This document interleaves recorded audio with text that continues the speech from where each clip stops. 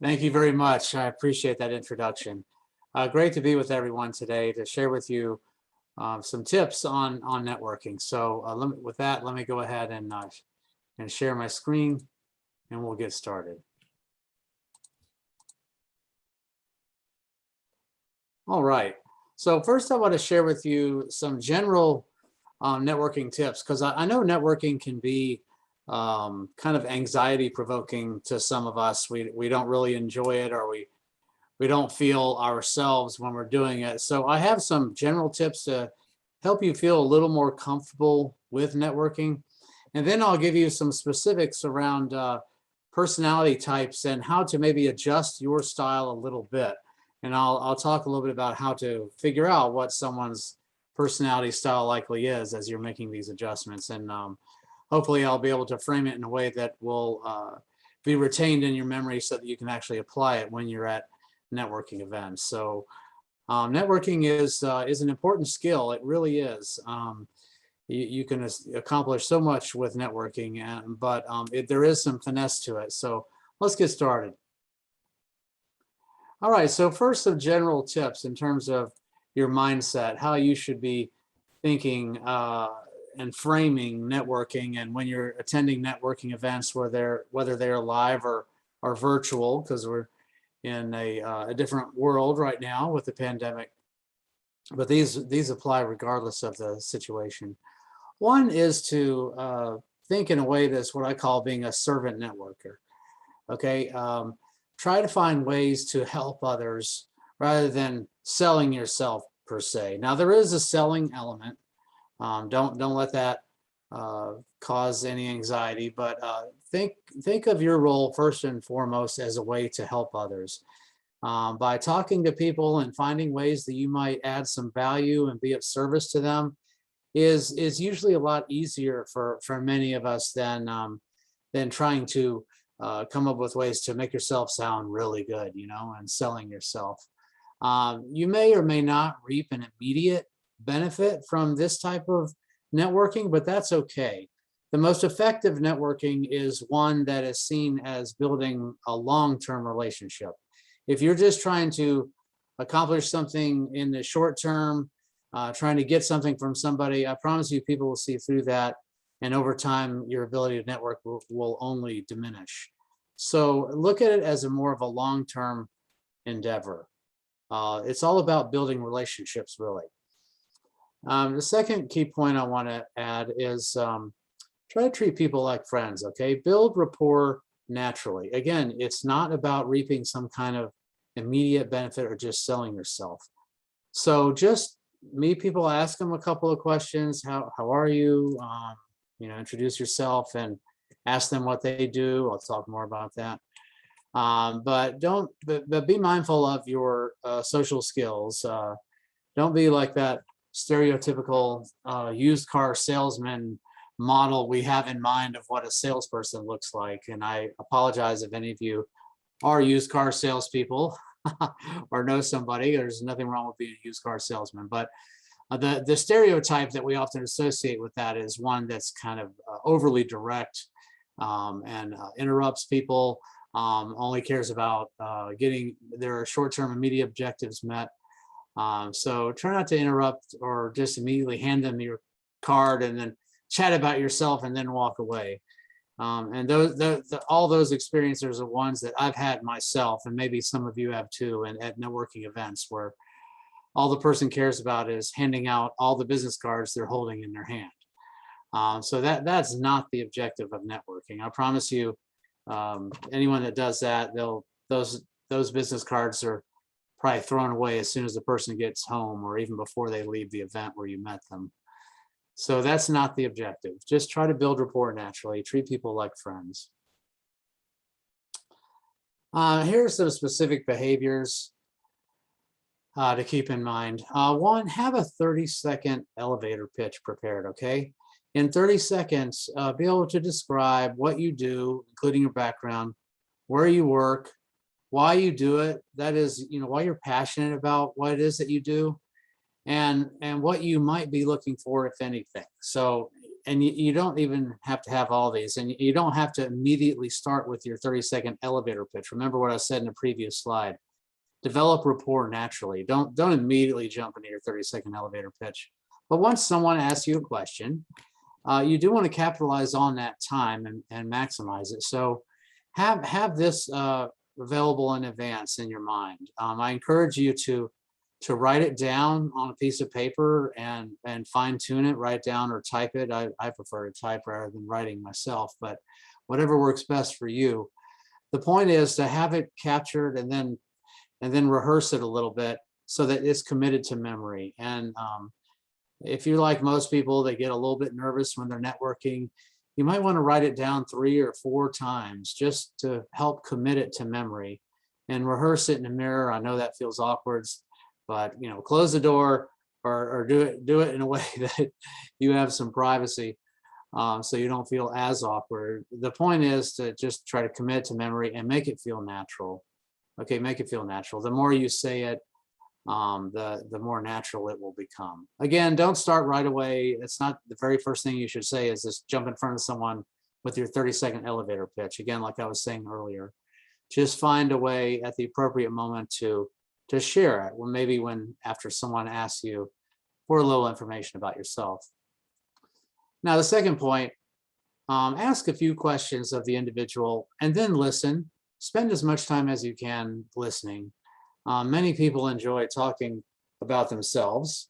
I know that sounds tongue-in-cheek, but there is some truth to it. So let them share a little bit about themselves and what they're passionate about. Show an active interest in what they do. I promise you, in most cases, they will open the door for you and let you say some things about yourself, and maybe that'll be the appropriate time for that elevator pitch, or maybe you just need to share a portion of that elevator pitch. Next thing is act interested. Be aware of your nonverbals. This is why I have this funny picture here. This individual is not showing much interest, right? They look kind of bored. You don't want to give that impression. So act interested. Make eye contact with the individual. You don't have to stare at them, okay? Don't make it feel like a staring contest, but make eye contact with them. Paraphrase what they said, just to show that you're listening. From time to time, paraphrase. Make sure you lean in a little bit. Not only does that express an attitude of interest, it'll actually help you pay attention to what they're saying.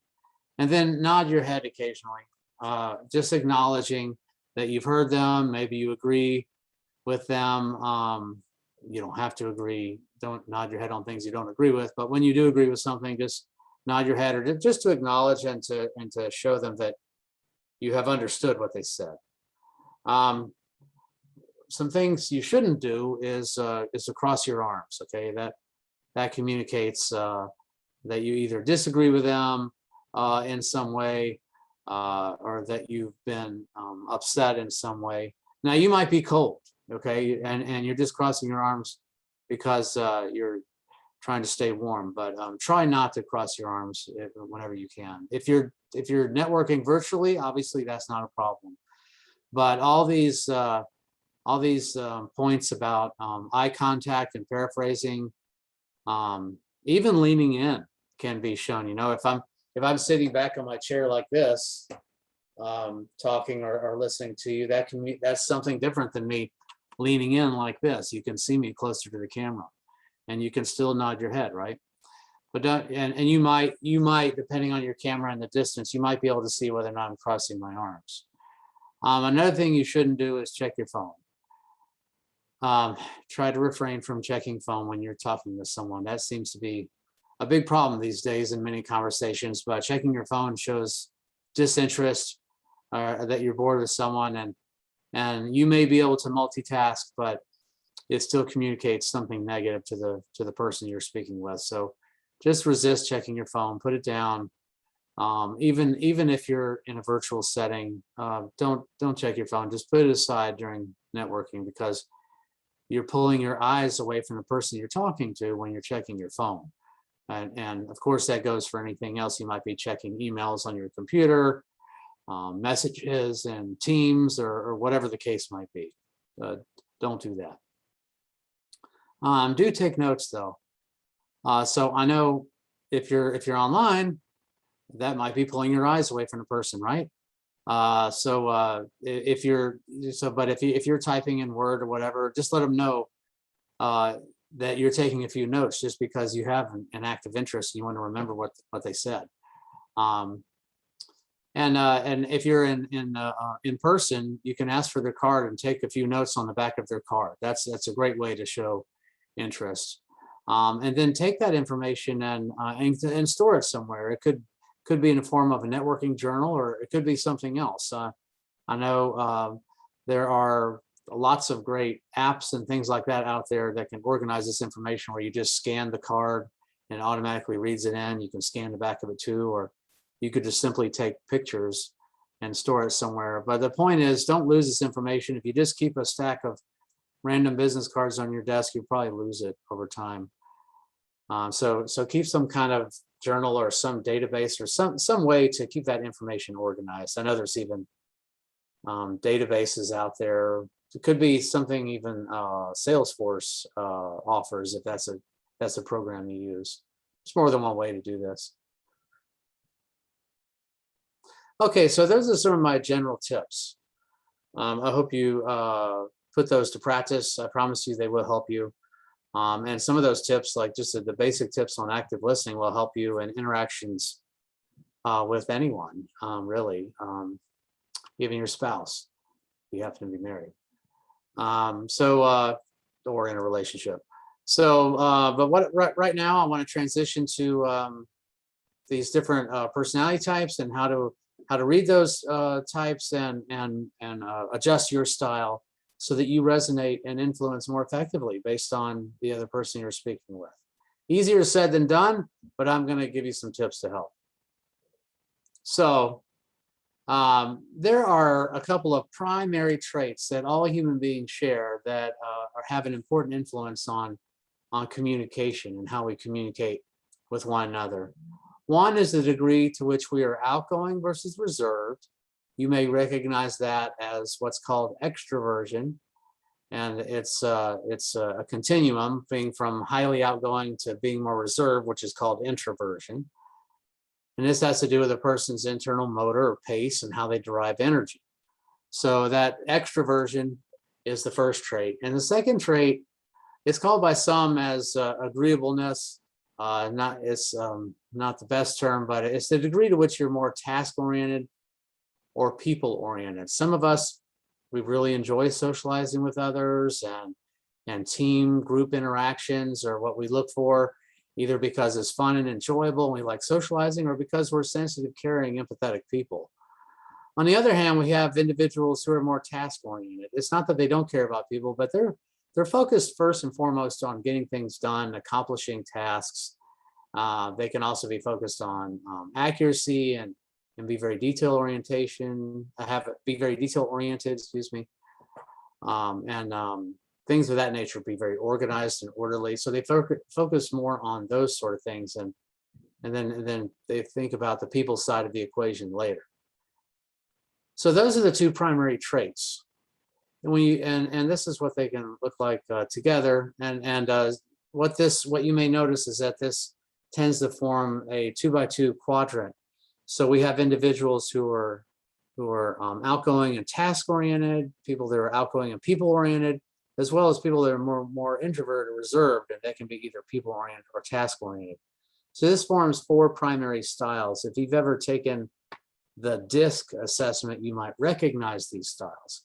But these styles are partially captured by other assessments. If you know anything about assessments like the Myers-Briggs and the 5-factor model of personality, this taps into that definitely. The 2 of the 5 are tapped by this model that influences how we communicate.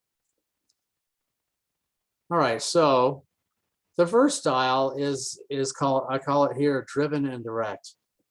If you know the DISC language, this would be the D on the DISC. These are those individuals who are extroverted and task-oriented. So a little bit more about these individuals. They may like to win. They're motivated by challenge. Okay, they like to get things done. They're very results-oriented. They focus on the facts. They want facts and just enough details to give them that understanding, but they they like to move quickly too. That's not written up here, but they like to move fast and stay very active. So these individuals like to think in bullet points, I sometimes say. They just want the basic facts, give them the highlights, and then move on with the next steps. And they're also unafraid of conflict, so that makes them pretty direct. And sometimes they may come across as a bit gruff, even, but they're just direct communicators. They don't go out of their way to necessarily be confrontational or anything, and they don't mean to be or come across as rude. They're just direct in their communication style, so they're unafraid of conflict. So if you come across someone that's like this, here's some things that you can do to be more effective when you're communicating with these types of individuals. Be direct, be brief, okay? Just be to the point, get to the point. If you're talking about various issues, and this might apply more in the workplace, working with others that are like this, don't just give them problems, give them options, give them possible solutions, and invite them to give their input on that as well. They like to work with people who don't just provide problems, but who give problems, but rather give solutions. So provide options and try to reduce the emotion in your message, okay? Just be factual in what you say and how you say it. So again, how to determine if someone is a driven and direct? Well, if they're very outgoing and not afraid to say what's on their mind, and in a way that's direct and logical, they might be a driven and direct type of person. Okay. We'll cover all these again at the end to recap. But if you meet someone like this, there's really just two questions you got to ask. Is this person outgoing? And is this person all about the task or logic or data, or is very driven? Any of those type of characteristics, if the answer is yes, then it's a driven and direct person you're probably speaking with. Okay, next is what I call the people and positivity type of style. These are individuals who are extroverted like our driven and direct folks, but they are more people oriented. Okay, they enjoy the company of others. They're very fun loving, and some of the other qualities here, you can just tell they enjoy people, and they might be the ones that are social butterflies. If you notice them hopping around from person to person and laughing a lot and just seem very joyous, they're probably really having a lot of fun at that networking event. They're the type of person who just loves being with people. These type of individuals, more than any other style, love networking events. So if they really seem to be enjoying it, they might be a people and positivity type of person. So they enjoy that people contact collaboration. They can be very flexible too, and again, they're fun loving, and they're very optimistic, very positive and optimistic. So if you're speaking with someone that might fit this style, again, outgoing but more people oriented, here's some things you can do. Be friendly with them, say hello, and allow that time for social contact.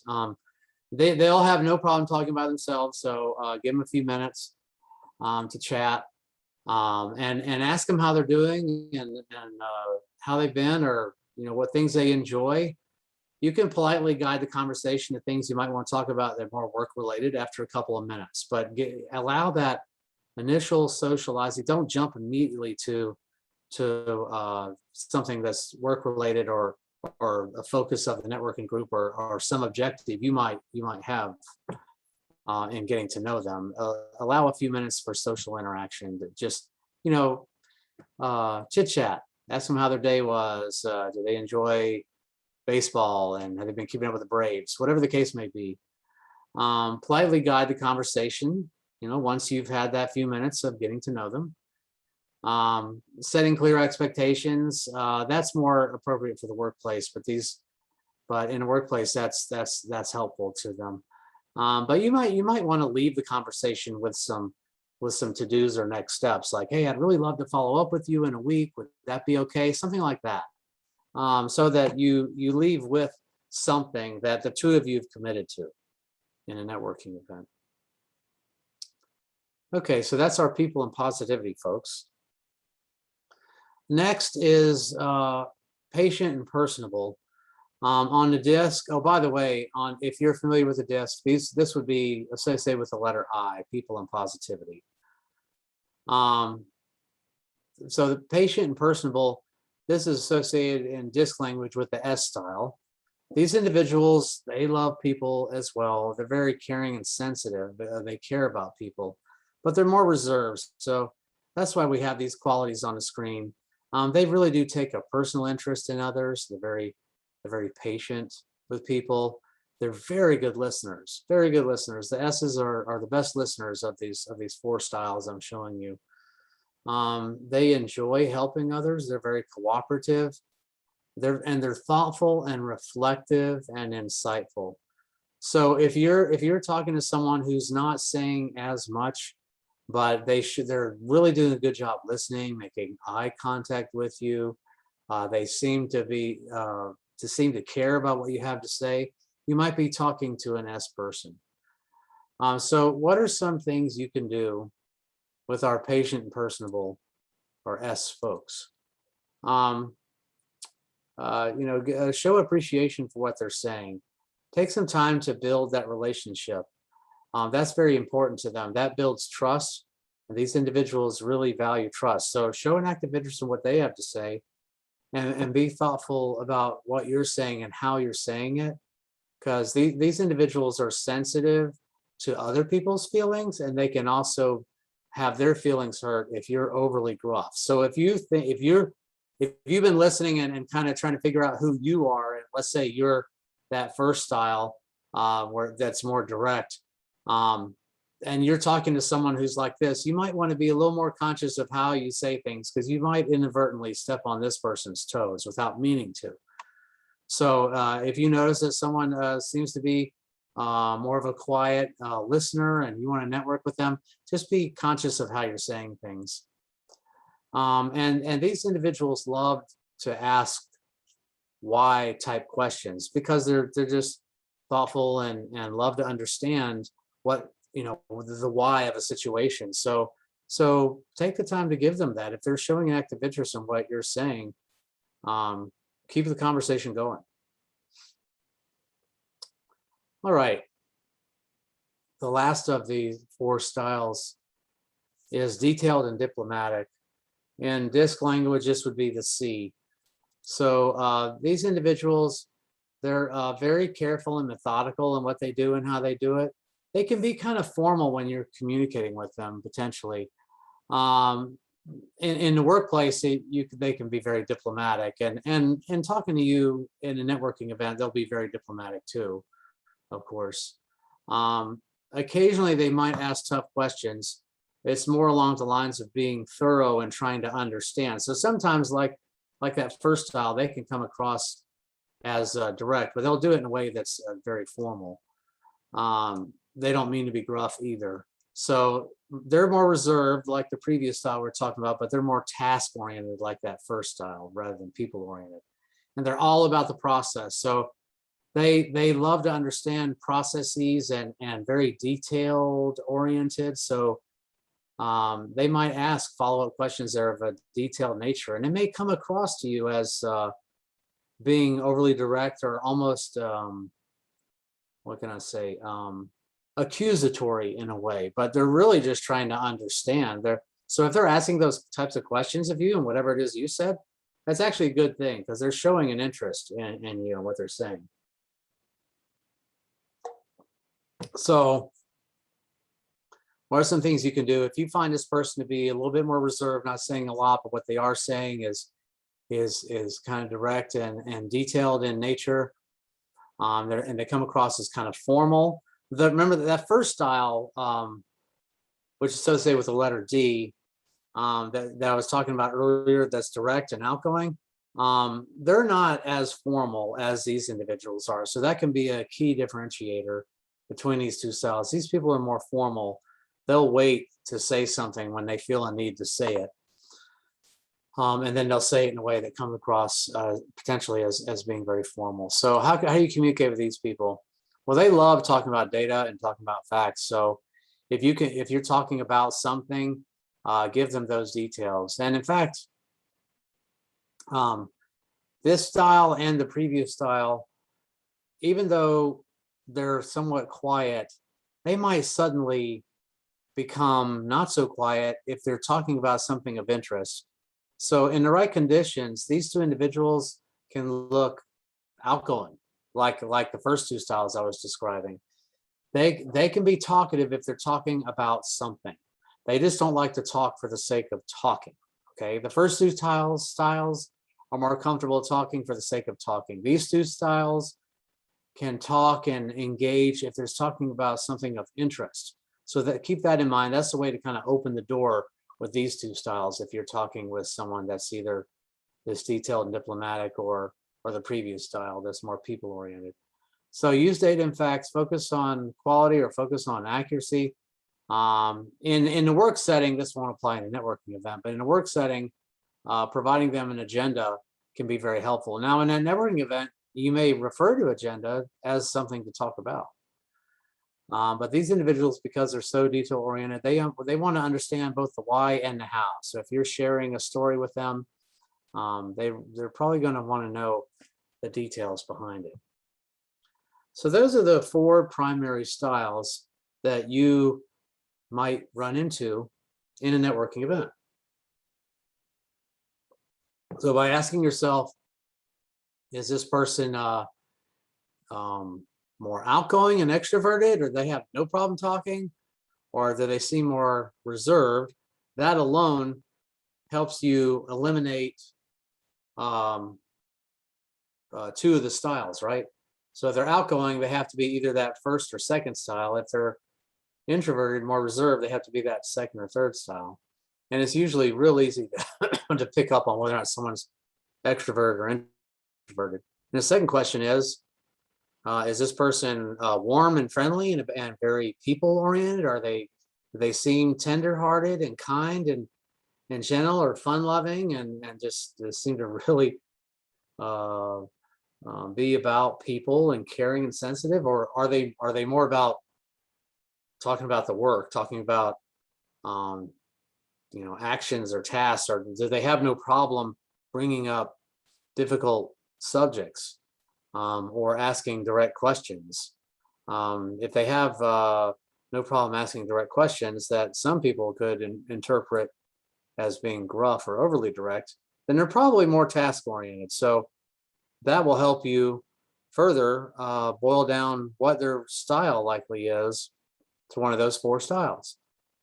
So that'll then tell you what kind of slight tweaks you might want to make in your own communication, whether you be just direct and to the point, or warm and friendly and get to know the person first, or provide lots of detail when you're sharing any kind of stories you have, or how kind and considerate you need to be. I mean, it never hurts to be considerate, no matter what the style is, but you want to be mindful of how you say things if you're dealing with someone who is somewhat sensitive themselves, because in the end, it's about building relationships, and this is a way to open the door in building those relationships. So first and foremost, look at your networking opportunities as an opportunity to start something that could be great, and not trying to just get something out of it immediately. Build those relationships. There may be I've had people I've met that 3-5 years later, we cross paths again, or they send me an email about something of interest that they remember I shared or that I had a background in, and it built that relationship. I've worked on projects that that started from networking from several years ago, and then one day my name popped up again, and we worked on something. So look at every opportunity as the opportunity to help and to serve, to share information, and in most cases, the person will be more than happy to reciprocate. Not always. We're not all good networkers, and some of us have some time and development needed to really develop our social skills. But I'm trying to give you some of these skills now to help you grow and be more effective in networking.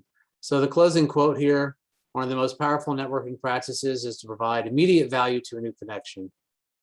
This means the moment you identify a way to help someone, take action.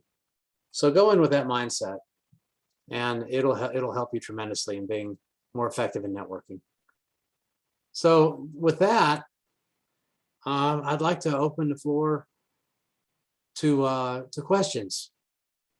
Thank you, Randy. That was very helpful. And I think the example that you gave, one of the specific example, you can count me in that one. I think we met a few years ago on one of the DISC assessments.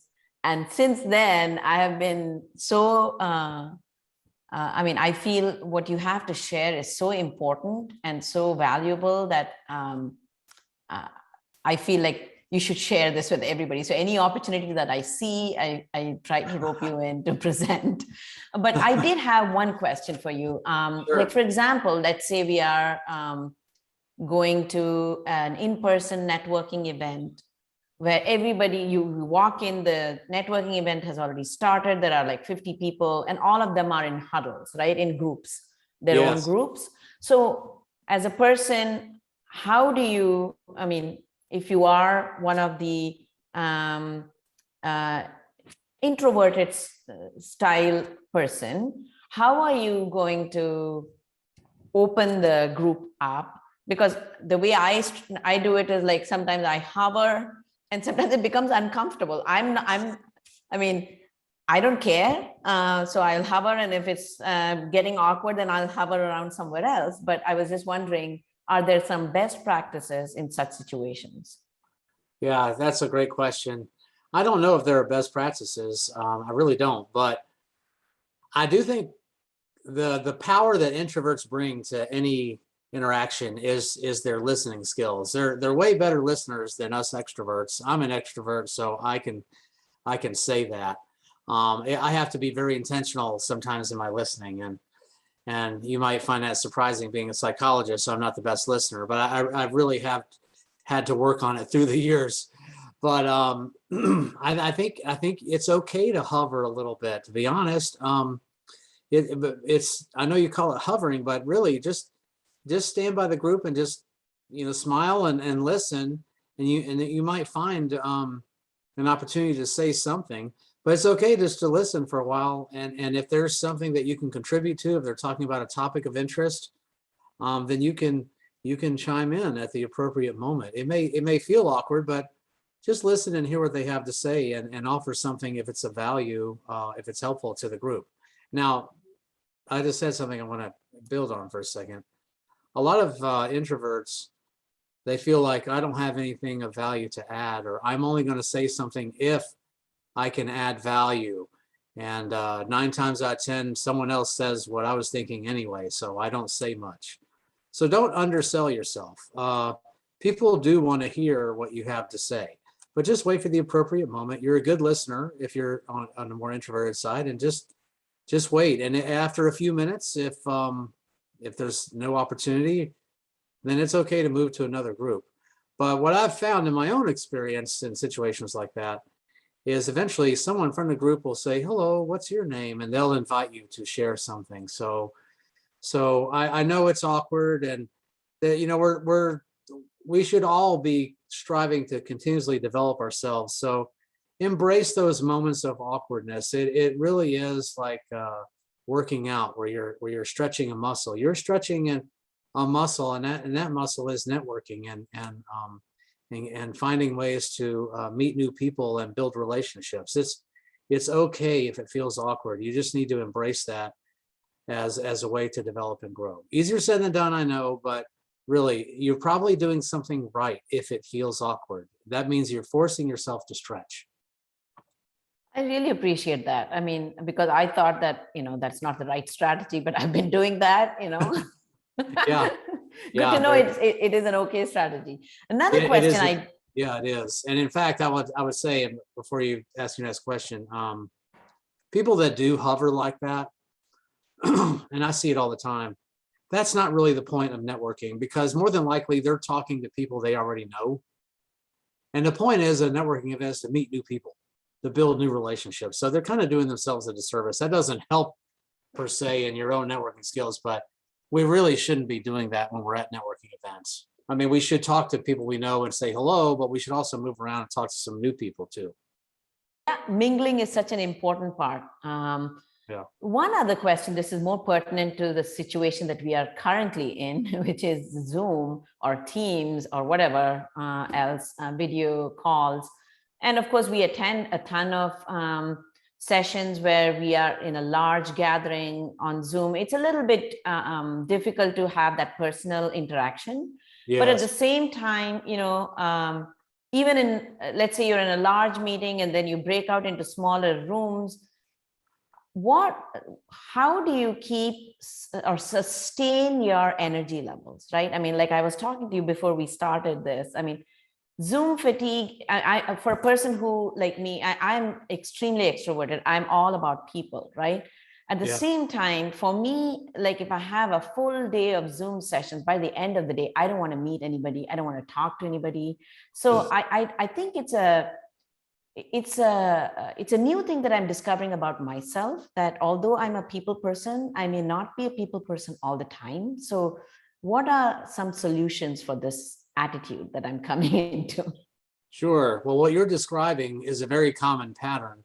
There's a lot of people out there who show up in a day-to-day fashion as an outgoing individual, but they have a limit. They have a limit, and because they have a need for rest, for downtime, to recharge the batteries, and that may look like going to a quiet place after a while, or reading a book, or simply just going home and not having any more social interactions. And sometimes we don't have that luxury. We have long days. We have lots of meetings. Like myself, I have 8 meetings today.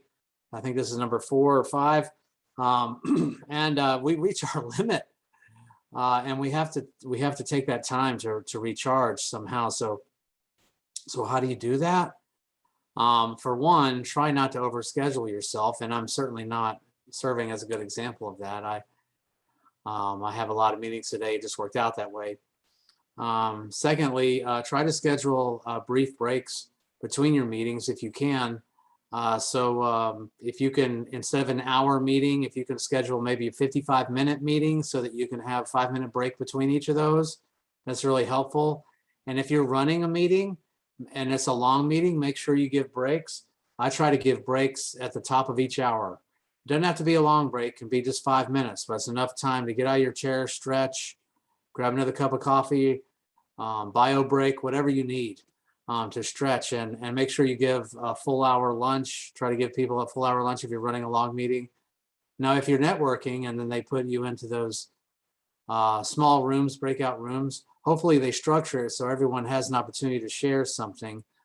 And if you're if you find yourself running out of gas and you're in a Zoom meeting, I say it's okay to turn off your camera and stand up by your chair and stretch, move.